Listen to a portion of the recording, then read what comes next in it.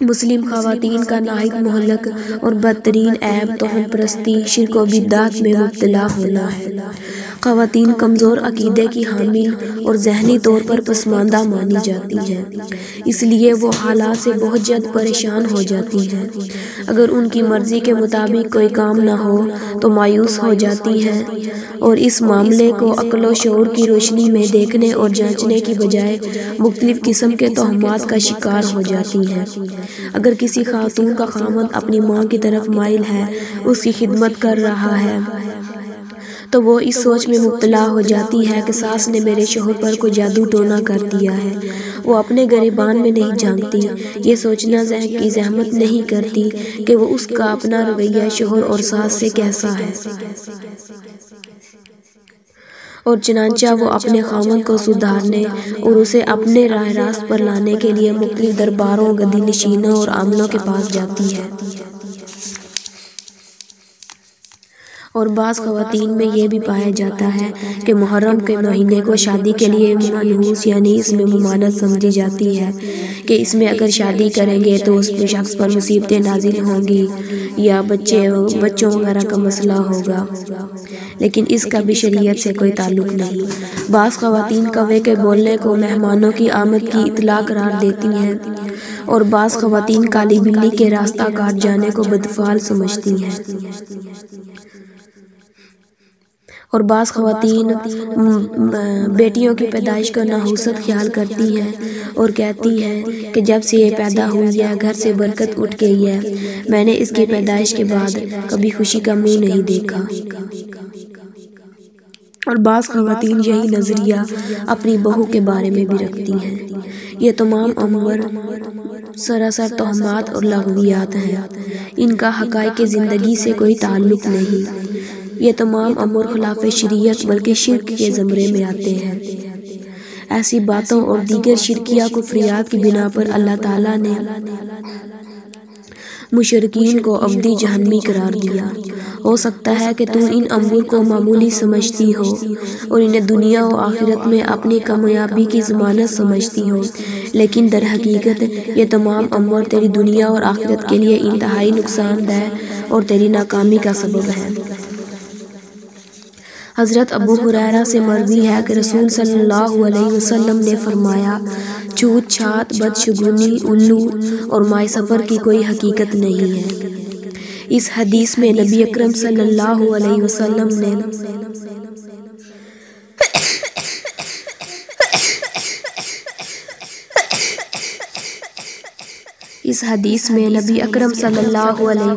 نے جن توہمات کا تذکرہ فرمایا ہے ان میں سے پہلی چیز بیماری کے متعدی ہونے کا عقیدہ ہے۔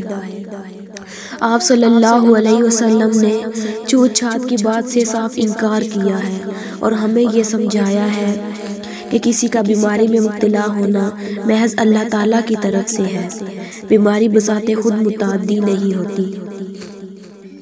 ہم اپنی روزمرہ کی زندگی میں دیکھتے ہیں کہ جس گھر میں کوئی بھی شخص بیمار ہو، مثلاً کوئی طاعون یا کسی اور سنجیدہ مرض میں مبتلا ہو، تو کنبے کے اکثر افراد اس بیماری سے محفوظ ہوتے ہیں۔ اگر یہ بیماری بذات خود متعدی ہوتی تو کم از کم مریض گھرانے کے دیگر افراد کو تو ضرور مبتلا آزمائش کرتا یا کرتی، لیکن ایسا نہیں ہوتا، بلکہ ہوتا یوں ہے کہ کوئی ہمسایہ یا گلی محلے میں دور کے گھر والا اس بیماری میں مبتلا ہو جاتا ہے تو شور مچ جاتا ہے کہ فلاں آدمی کی وجہ سے اسے یہ بیماری چمٹ گئی، حالانکہ یہ شخص شاید اس کے پاس بیٹھا بھی نہ ہو۔ اس لیے نبی صلی اللہ علیہ وسلم ایسے بیمار کے ساتھ بیٹھ کر کھا پی بھی لیا کرتے تھے جس کے متعلق لوگ سمجھتے تھے کہ اس سے کوئی خطرناک بیماری لاحق ہے۔ اس لیے میری بہن، تجھے معلوم ہونا چاہیے کہ اللہ تعالیٰ نے ہر چیز کو مفید بنایا ہے اور کسی چیز میں ہرگز کوئی نحوست نہیں رکھی۔ مختلف اشیاء کے منحوس ہونے یا ان سے بدشگونی لینے کا عقیدہ رکھنا مشرکین مکہ کا طرز عمل ہے۔ حضور صلی اللہ علیہ وسلم کے دور میں مختلف قسم کی بدشگونیاں لی جاتی تھیں، جن میں سے دو کا تذکرہ آپ صلی اللہ علیہ وسلم نے گزشتہ حدیث میں کیا ہے۔ ان میں سے ایک الو کی آواز سے بدشگونی لینا اور دوسری چیز سفر کے مہینے کو منحوس سمجھنا۔ آج ہماری خواتین بھی مشرکین مکہ کے طرز عمل پر چلتے ہوئے محرم میں شادی کو منحوس قرار دیتی ہیں، اور اس لیے منحوس قرار دیتی ہیں کہ اس کا سبب یہ ہے کہ اس مہینے میں حضرت حسین علیہ السلام کی شہادت ہوئی۔ یہ تمام مہینے اللہ تعالیٰ کے پیدا کردے ہیں، ان میں کوئی خرابی نہیں۔ ہاں، بعض مہینے اور دن اللہ تعالیٰ کی معیشت سے باعث برکت ہیں، مثلاً ماہ رمضان اور ذی الحج کا پہلا عشرہ وغیرہ۔ آل فرعون بھی اپنے اوپر نازل ہونے والے عذاب الہی کو موسیٰ علیہ السلام کی نحوست سمجھتے تھے، تو چنانچہ اللہ تعالیٰ نے فرمایا جب ان پر خوشحالی آتی تو کہتے یہ ہمارے ہی لیے ہے، اور اگر انہیں بدحالی آ لیتی تو اسے موسیٰ علیہ السلام اور ان کے ساتھیوں کی نحوست ٹھہراتے۔ خبردار، ان کی نحوست اللہ کے ہاں مقدر ہے، لیکن ان میں سے اکثر لوگ نہیں جانتے۔ حضرت اکرمہ رحمہ اللہ بیان کرتے ہیں کہ میں حضرت عبداللہ بن عباس رضی اللہ عنہ کے پاس بیٹھا تھا، اچانک ایک پرندہ چیختا ہوا گزرا تو لوگوں میں سے ایک شخص نے اس سے شگون لیتے ہوئے کہا کہ اس میں خیر ہے اور اب بھلائی آئے گی۔ تو حضرت ابن عباس رضی اللہ عنہ نے فرمایا اس پرندے کے پاس کوئی خیر ہے نہ کوئی شر۔ حضرت قتادہ رحمہ اللہ فرماتے ہیں اللہ تعالیٰ نے ان ستاروں کو 3 مقاصد کے لیے پیدا کیا ہے: آسمان کی زینت کے لیے، شیاطین کو مارنے اور انہیں بھگانے کے لیے، اور بحر و بر میں سمت معلوم کرنے کے لیے۔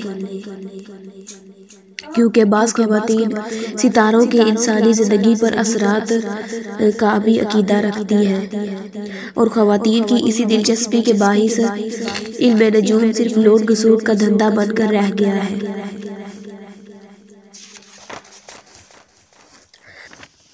حضرت عبداللہ بن مسعود سے مروی ہے کہ رسول اللہ صلی اللہ علیہ وسلم نے فرمایا بدشگونی شرک ہے، بدشگونی شرک ہے۔ آپ صلی اللہ علیہ وسلم نے یہ 3 دفعہ فرمایا، اور ہم میں سے کوئی بھی ایسا نہیں جسے بدشگونی کا خیال نہ آتا ہو، مگر اللہ تعالیٰ توکل کی وجہ سے اسے ہم سے دور کر دیتا ہے۔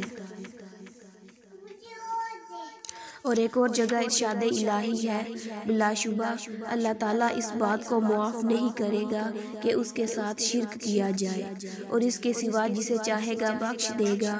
جس نے اللہ کے ساتھ شرک کیا تو بلا شبہ اس نے گناہ کیا۔ تو اے میری بہن، اگر تو آخرت میں اپنے لیے جنت چاہتی ہے تو تجھے ان باتوں کو ترک کرنا ہوگا، ورنہ یاد رکھ جنت کی بجائے تو جہنم کی زیادہ مستحق ہوگی۔ جب اللہ وحدہ لا شریک خود کہتا ہے کہ میں شرک معاف نہیں کروں گا، پھر تو لوگوں کے دھوکے میں کیوں آتی ہے؟ کیا وہ تجھے اللہ سے بخشوا دیں گے؟ کیا تیرے نزدیک وہ اللہ سے بڑھ کر طاقتور ہے؟ اگر تیرا دل اسی کا اعلان کرتا ہے اور حقیقت بھی یہی ہے، چاہے تو زبان سے اقرار کرے یا نہ کرے، تو تیری گمراہی اور بدقسمتی میں کیا شک باقی رہ جاتا ہے؟ عبداللہ بن عمر رضی اللہ عنہ سے روایت ہے کہ حدیث میں ہے کہ رسول اللہ صلی اللہ علیہ وسلم نے فرمایا جو شخص اپنے کسی کام سے بدفعلی کی بنا پر رک گیا تو اس نے شرک کیا۔ صحابہ رضی اللہ عنہ نے دریافت کیا کہ اس کا کفارہ کیا ہے، تو رسول اللہ صلی اللہ علیہ وسلم نے فرمایا اس کا کفارہ یہ دعا ہے۔ دعا کیا ہے؟ اللہم لا خیر الا خیرک ولا طیر الا طیرک ولا الہ غیرک۔ یا اللہ، تیری بھلائی کے علاوہ کوئی بھلائی نہیں، اور تیرے شگون کے علاوہ کوئی شگون نہیں، اور تیرے سوا کوئی معبود نہیں۔